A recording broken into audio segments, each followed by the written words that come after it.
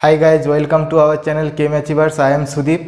तो हम लोग पहले काइनेटिक्स का जो थ्योरी वो अपलोड कर दिया, डी बाई हुकेल और जनरल जो theory order of the reaction से रिलेटेड वो सब पहले अपलोड कर दिया। इस वीडियो पे हम लोग देखेंगे जो नेट गेट ऐसे तरह आईआईटी एग्जाम में जो क्वेश्चन आया था, ठीक है, तो उसका रिलेटेड वो क्वेश्चन आंसर इधर हम लोग डिस्कस कर लेंगे, तो पूरा चैप्टर कवर हो जाएगा।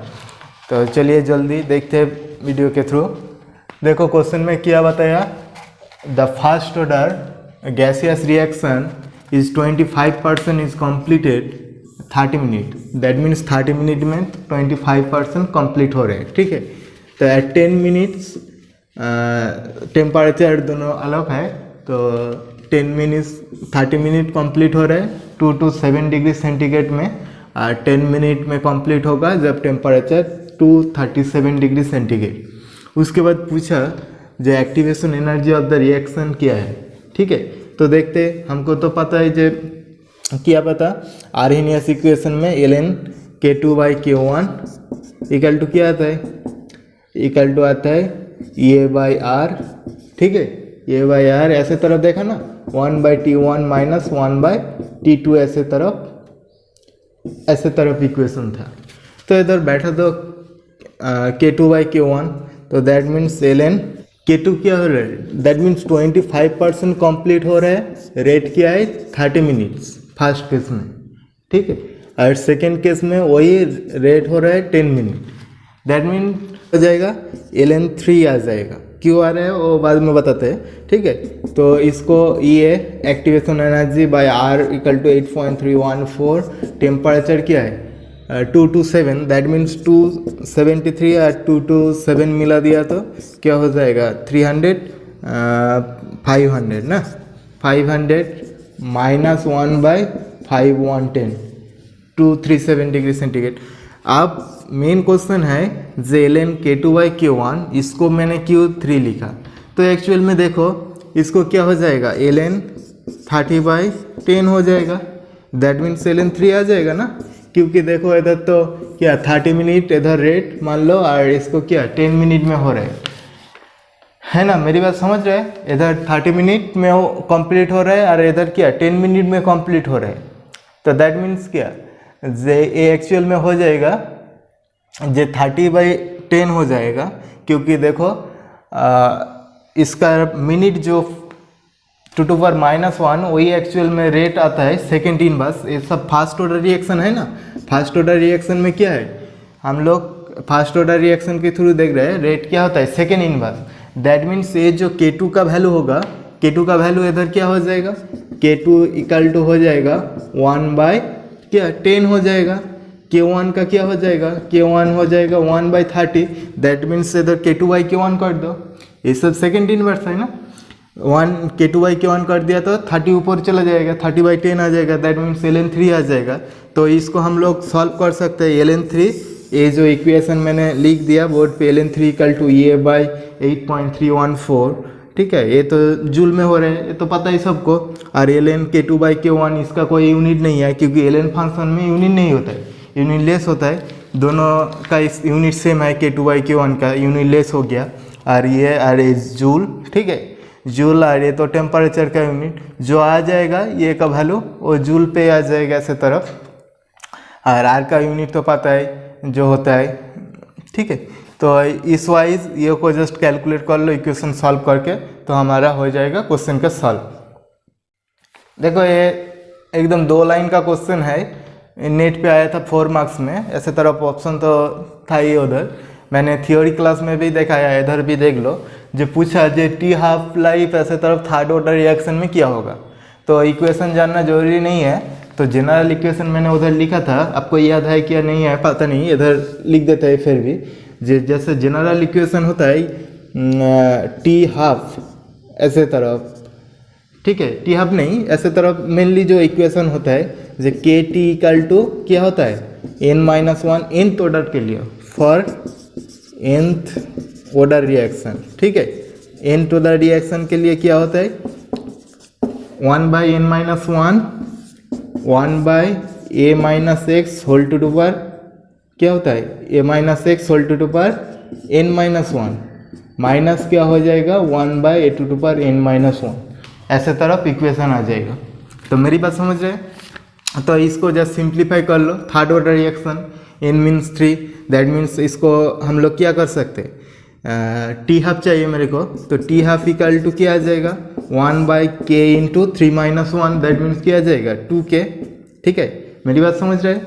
जस्ट इसको इधर नीचे लेके आया, इधर टी हाफ लिखा, इधर टी हाफ लिखा, तो इसको क्या n-1, that means third order के लिए कर रहे हैं, 3-1 दैट मीन्स 2k हो जाएगा, और इधर क्या बैठ जाएगा, इधर हो जाएगा 1/a-, जब टी हाफ होगा हाफ लाइफ में क्या हो जाएगा x = a/2 आ जाएगा, आधा हो जाएगा कॉन्सेंट्रेशन। ठीक है, तो x = a/2 आ गया, तो इधर a/2 होल टू पर क्या हो जाएगा स्क्वायर हो जाएगा, n-1 इधर भी, तो दैट मीन्स -1 क्या हो जाएगा a²।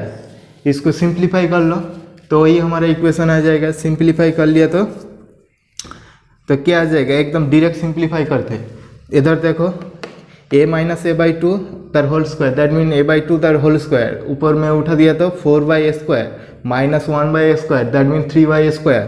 ठीक है, तो नीचे क्या हो जाएगा 3/a, नीचे स्क्वायर है, 3 क्या हो जाएगा 2k², ऐसे तरफ टर्म आ जाएगा 3/2k²। ठीक है, तो यही हमारा इक्वेशन आ जाएगा। 2k तो इधर पहले से ही था, और नीचे स्क्वायर टर्म रहेगा, इसको सिंप्लीफाई करो, a - a/2 that mean a/2, बाहर होल स्क्वायर है। ठीक है, तो होल स्क्वायर मीन्स a/4 हो जाएगा, इसका उल्टा हो जाएगा क्योंकि इधर 1 है, तो 4/a² आ जाएगा -1/a², दैट मीन 3/a², तो 3/a² एडिशनल टर्म ऐड होगा इधर। ठीक है, मेरी बात समझ रहे हैं? क्वेश्चन अच्छा ही था, ये इक्वेशन याद रखना होगा। तो चलिए जल्दी जल्दी देखते हैं नेक्स्ट क्वेश्चन की तरफ। भी अच्छा क्वेश्चन है, नेट पे आया था, ऐसे तरफ तो ऑप्शन होता ही रहता है। जो क्या पूछा, जो आरएनएस इक्वेशन दे दिया, 2 इक्वेशन K1 और K2 रेट, सेमी टेम्परेचर से जो एनर्जी है वो दोनों चेंज थोड़ा डिफरेंस है, E1 E2 का डिफरेंस है। ठीक है, और जो फ्रीक्वेंसी फैक्टर वो भी डिफरेंस है, रेट तो ऑब्वियसली डिफरेंस हो गए। तो उसके बाद पूछा जो एक कंडीशन लगा दिया E1 > E2 हुआ तो कौन सा रिलेशन सेटिस्फाइड होगा।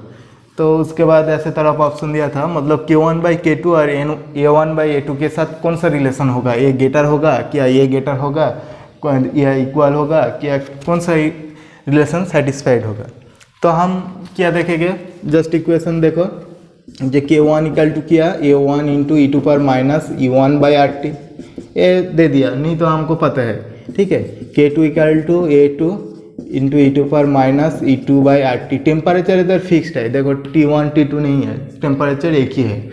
तो क्या करो, जस्ट K1/K2 है, दैट मीन्स K1/K2 करो, तो क्या आ जाएगा, इधर आ जाएगा A1/A2 आ जाएगा। ठीक है, इधर कार्ड नहीं होगा, क्यों कार्ड नहीं होगा, क्योंकि ये दोनों डिफरेंस है। तो इंटू क्या आ जाएगा, इंटू e⁻E1/RT बाय, इधर नीचे क्या आ जाएगा, ये e⁻−E2/RT।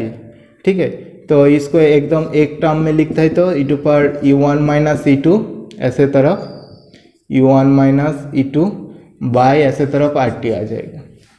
दैट मीन्स इसको थोड़ा सिंप्लीफाई कर लिया तो क्या आ जाएगा, इसको सिंप्लीफाई कर लिया तो ऐसे तरफ हो गया। और क्या कर सकते हैं, देखो नाउ E1 > E2 कंडीशन लगा दिया, तो E1 > E2 दैट मीन्स क्या, ए पार्ट क्या हो जाएगा नेगेटिव हो जाएगा, दैट मीन्स इधर रखो A1/A2 into e⁻, minus term e⁻, negative means क्या हो जाएगा, तो 1 से छोटा हो जाएगा टर्म, 1 से छोटा होगा ना, तो दैट मीन्स क्या, इधर लिखते K1/K2 इक्वल टू क्या हो जाएगा A1/A2 इंटू 1 से छोटा, दैट मीन्स सपोज मान लो 0.78 ऐसे तरह। अभी देखो ये इक्वेशन से हम लोग कैसे कोरिलेट कर सकते हैं, कौन ग्रेटर है कौन ज़्यादा है। तो ये देखो, ये जो वैल्यू आ जाएगा इसका वैल्यू इक्वल टू क्या होगा A1/A2 इंटू वो फ्रैक्शन। सपोज मान लेते ए टर्म 1 होता तो क्या होता था, ये k1/k2 इक्वल टू a1/a2 हो जाता था, लेकिन इधर 1 नहीं है, 1 से छोटा है। तो इसको साथ a इक्वल होने के लिए ऑब्वियसली क्या होना चाहिए, जो a1/a2 टर्म है इसको ऑब्वियसली बड़ा होना चाहिए, ठीक है, x से ज़्यादा होना चाहिए, मतलब k1/k2 से ज़्यादा होना चाहिए, तभी तो ये मेकअप देगा ना, इक्वल हो जाएगा तभी। तो हम लोग इस इक्वेशन से क्या लिख सकते हैं, जो k1/k2 ग्रेटर ऐसे तरफ लेसर देन a1/a2, तो यही हमारा इक्वेशन आ जाएगा। देखो फिर बताता हूँ मैंने, जे इधर तो ऐसे तरफ आ रहा है a1/a2 into e to power minus negative, ठीक है, e टू पावर पॉजिटिव होता तो x से ज़्यादा टर्म होता था, 1 से ज़्यादा वैल्यू होता था, लेकिन e to power minus negative, ठीक है, e to power negative means क्या होता है, मतलब 0 से तो ज़्यादा है, लेकिन क्या होता है 1 से छोटा होता है, ठीक है, क्योंकि हमको पता है e to power minus infinity equal to क्या है, 0 है। e टू पावर जितना ज़्यादा माइनस होगा उतना 0 से मतलब आसपास वैल्यू होगा। इधर देखो 0 तो नहीं होगा, मतलब 1 से छोटा होगा, ये तो कन्फर्म है, सबको पता है। तो ये तो 1 से छोटा है, तो इस टर्म को क्या होना चाहिए, ऑब्वियसली k1 k2 से बड़ा होना चाहिए, तो अभी ए और ए दोनों का मल्टीप्लाइड k1/k2 से k2 के साथ इक्वल होगा, ठीक है। तो हमको वही ऐसे तरफ नेट पे भी आता है, गेट पे भी आ सकते हैं, ठीक है, क्योंकि काइनेटिक्स जो first order, second order, third order reaction, ऐसे तरफ ऑर्डर रिएक्शन है, वो पार्ट तो IIT जैम में भी आ सकते हैं, गेट में भी आ सकते हैं, नेट में भी आ सकते हैं, कॉमन पार्ट है, तो इसीलिए जानना जरूरी है सबको। तो देखो जब फर्स्ट ऑर्डर रिएक्शन A से 2B एंड C हो रहे हैं, rate constant in term the initial pressure at PT is given, ठीक है। तो रेट कांस्टेंट का वैल्यू क्या होगा जब टाइम t में, ठीक है। तो हम लोग देखते हैं ये इक्वेशन से आना चाहिए। तो A से क्या हो रहा है 2B प्लस C हो रहा है। तो starting when t equal to 0 था, तब क्या था, इसका कॉन्सेंट्रेशन मान लो ऐसे तरह, अच्छा P0 लिखते हैं, क्योंकि ये प्रेशर टर्म में कन्वर्ट किया ना, सब गैसीय स्टेट में है, तो ये क्या था P0 था, ये सब 0 था, कोई रिएक्शन नहीं हुआ, ठीक है। t equal to t dot में क्या हुआ, इधर हो जाएगा P0 से कुछ अमाउंट डिक्रीज किया, तो एक अमाउंट डिक्रीज किया, वही अमाउंट क्या करेगा इधर प्रोडक्ट फॉर्म में आ जाएगा। तो ये क्या हो जाएगा, मान लेते हैं x 2x होगा, क्योंकि इधर 2 है और इधर x होगा, कोएफिशिएंट इधर 2 है, तो इसलिए 2x अमाउंट हो जाएगा। ये x लिख रहा है, ये भी प्रेशर का कोई टर्म में है, ठीक है, किस टर्म में, हम लोग इधर x मान लेते हैं। तो इधर टाइम t में क्या हो जाएगा, pt इक्वल टू क्या हो जाएगा, जो t टाइम में प्रेशर हो जाएगा pt इक्वल टू हो जाएगा P0 minus x plus 2x plus x, तो दैट मीन्स क्या आ जाएगा, P0 प्लस 2x आ जाएगा। मेरी बात समझ है, जो t टाइम में टोटल रिएक्शन में प्रेशर आ जाएगा, जस्ट ये सब को ऐड कर दो, तो आ जाएगा P0 प्लस 2x प्रेशर आ जाएगा रिएक्शन टाइम में, t टाइम में। तो आप क्या इक्वेशन पता है, हमको पता है फर्स्ट ऑर्डर इक्वेशन में 1/t ln a minus x ऐसे तरफ लिखते थे, तो दैट मीन्स क्या है, इसको थोड़ा simplify 1/t ln P0 minus x ऐसे तरफ लिखते थे। तो अभी इधर से x को कन्वर्ट कर दो, x का वैल्यू क्या आ जाएगा, x इक्वल टू, तो दिखाई दे रहा है ना, x इक्वल टू आ जाएगा pt माइनस P0, ठीक है, तो बाई 2 हो जाएगा। x इक्वल टू क्या आ जाएगा, pt माइनस, इधर लिखते हैं x इक्वल टू आ जाएगा pt माइनस P0 बाई 2। अब लोग भी सॉल्व कीजिए तो दिखाई देगा ना, ये तो इक्वेशन मैंने लिख दिया है इधर, जो pt equal to P0 plus 2x ऐसे आ जाएगा। तो ये हो गया x का वैल्यू, तो इधर बैठा दो x का वैल्यू, तो ऑब्वियसली आ जाएगा क्या, एकदम सीधे सीधे लिखते हैं 1/t ln ऐसे तरफ आ जाएगा 2P0 बाय नीचे क्या आ जाएगा P0 माइनस pt। मैंने ठीक लिखा क्या, अच्छा माइनस, सॉरी इधर हो जाएगा 3P0 माइनस pt आ जाएगा। तो मेरी बात समझ रहे हैं, ऑप्शन कौन सा होगा, 3P0 माइनस pt और by 2P0, that means option B correct हो जाएगा। यही ऑप्शन करेक्ट हो जाएगा। जस्ट इक्वेशन को सॉल्व करो, एक्स का वैल्यू इधर जस्ट पुट करना होगा और कुछ नहीं। इक्वेशन में मैंने मतलब स्टेप जंप करके लिख दिया, तो आप लोग स्टेप वाइज करके लिख सकते हैं। तो अच्छा खासा क्वेश्चन है। ऐसे तरफ क्वेश्चन रिलेटेड ही इस बार नेट पे आया था, ठीक है। वो काइनेटिक्स में आया नहीं, इक्विलिब्रियम में क्वेश्चन आया था। तो एक ही क्वेश्चन को थोड़ा घुमा फिरा के काइनेटिक्स में भी आ सकते हैं। ऐसे तरफ इक्वेशन देके इधर सपोज डाटा दे दिया, ठीक है, ए का वैल्यू दे दिया, इधर तो जस्ट इक्वेशन बनाना पड़ता है। इधर एक इक्वेशन बनाया, लेकिन कुछ डाटा दे दिया तो पहले ऐसे तरफ इक्वेशन बना के उसके बाद डाटा हम लोग यूज़ कर सकते हैं, ठीक है। तो ये क्वेश्चन आते हैं क्योंकि डिफरेंस टाइप क्वेश्चन है, अच्छा खासा क्वेश्चन। काइनेटिक्स में भी आ सकते हैं, इक्विलिब्रियम में भी आ सकते हैं। देखो ये भी एक छोटा क्वेश्चन है, एक बार गेट पे आया था ऐसे तरह। जो 2a प्लस b से c प्लस d हो रहे, तो if the rate of the consumption of A का रेट है तो 0.1 mole litre inverse second inverse, the c का प्रोडक्शन क्या होगा रेट, ठीक है। तो ये हम लोग इक्वेशन देखा था, एकदम इजी इक्वेशन। अब तो 12 लेवल का भी आता है ऐसे तरह क्वेश्चन।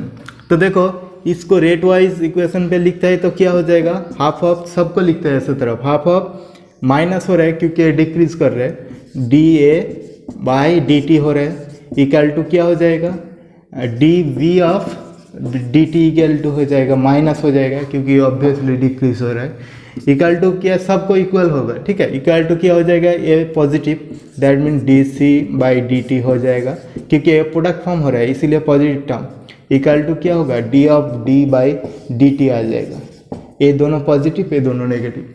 तो आप इसके साथ क्या देखना है, इसको, क्योंकि ये इसके साथ ये क्यों, क्योंकि इसका डाटा अवेलेबल है, ए का डाटा अवेलेबल है ना, आज सी का चाहिए, तो ये दोनों को कंपेयर करेंगे।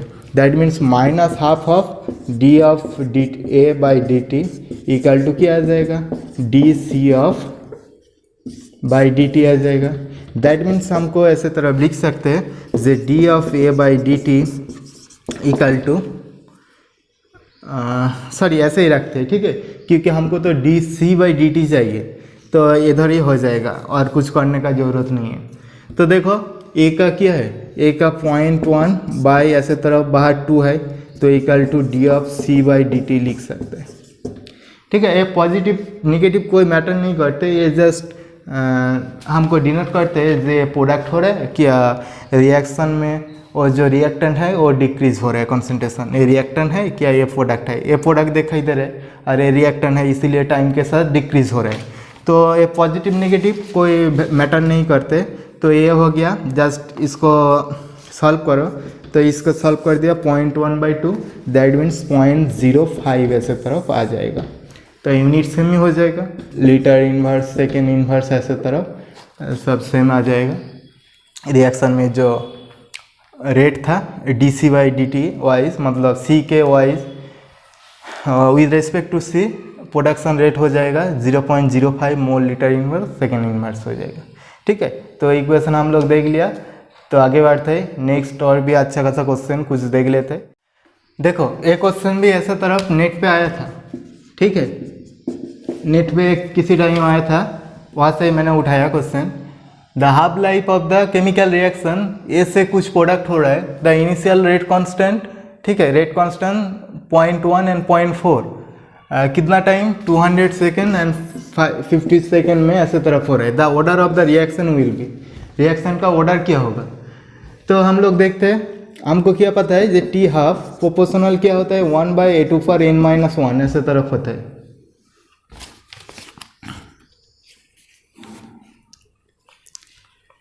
ठीक है, A2/N-1 ऐसे तरफ होता है।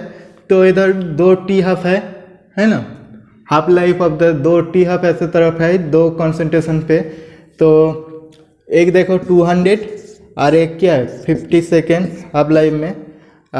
इसका क्या है, इसका हो जाएगा जस्ट उल्टा हो जाएगा, दैट मीन्स 1/A, मैंने लिखते हैं अदर इक्वेशन लिखो, हाफ ऐसे तरफ 1/T हाफ, देखो T half 1/T half 2 equal to क्या हो जाएगा, A2/A1 whole to power N-1 आ जाएगा, क्योंकि देखो ये प्रोपोर्शनल इन्वर्सली प्रोपोर्शनल है ना ऐसे तरफ पावर में, तो इसका मतलब क्या है, A2/A1 whole to power n-1 आ जाएगा।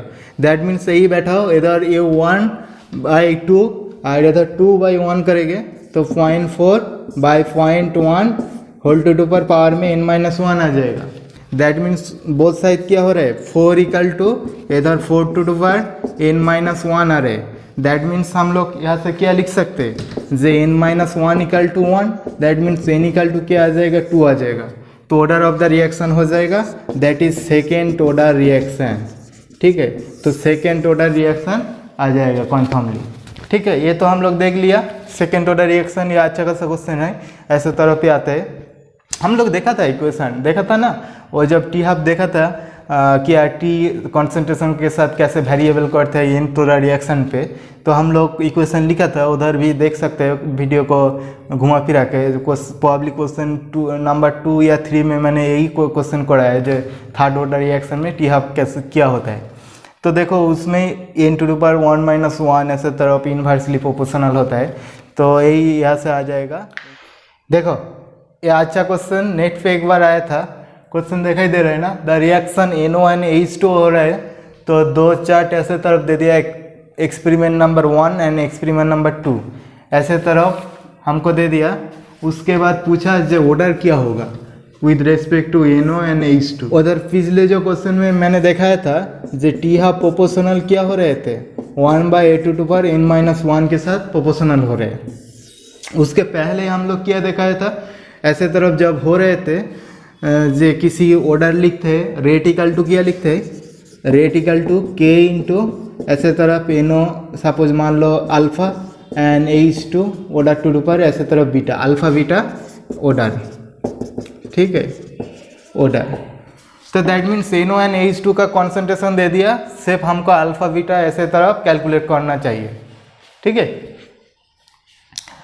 तो इधर क्या था, इधर जे टी हाफ प्रोपोर्शनल ऐसे तरफ किया, T proportional A2 n-1 time के साथ। लेकिन जब ऐसे तरफ फी ऑफ H2 ऐसे तरफ किसी का कॉन्सेंट्रेशन 2 ऐसे तरफ दे देगा डाटा, ठीक है, तो अब हम लोग ऐसी इक्वेशन पे यूज़ करेंगे, नहीं तो दोनों थोड़ा गड़बड़ हो जाए। देखो बहुत सारे तो डाटा दे दिया, लेकिन कौन सा डाटा यूज करें।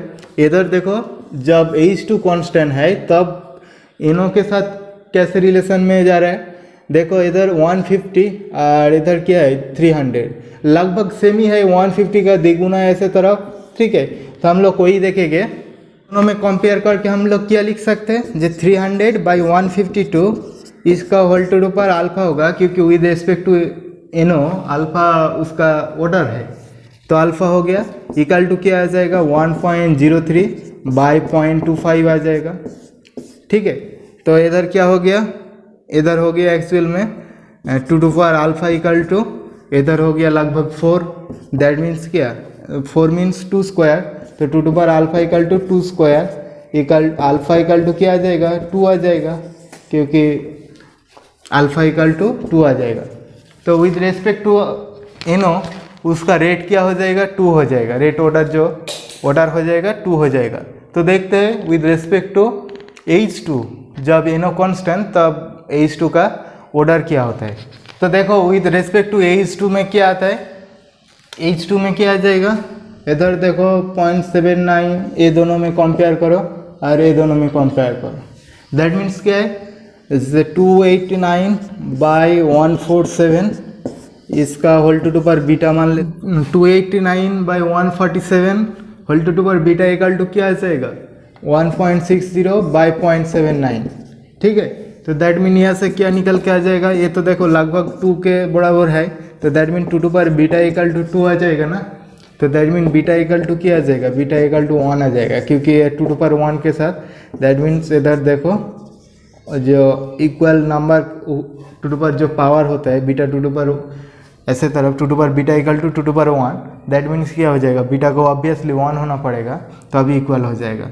तो हम लोग देख लिया जो रेट क्या होगा, rate equal to K NO with respect to order क्या होता है 2 देखा था, और H2 के साथ ऑर्डर क्या देखा था 1 देखा था, तो ये हमारा आ जाएगा रेट इक्वेशन। ठीक है, तो यही रेट इक्वेशन आ जाएगा। तो हम लोग देख लिया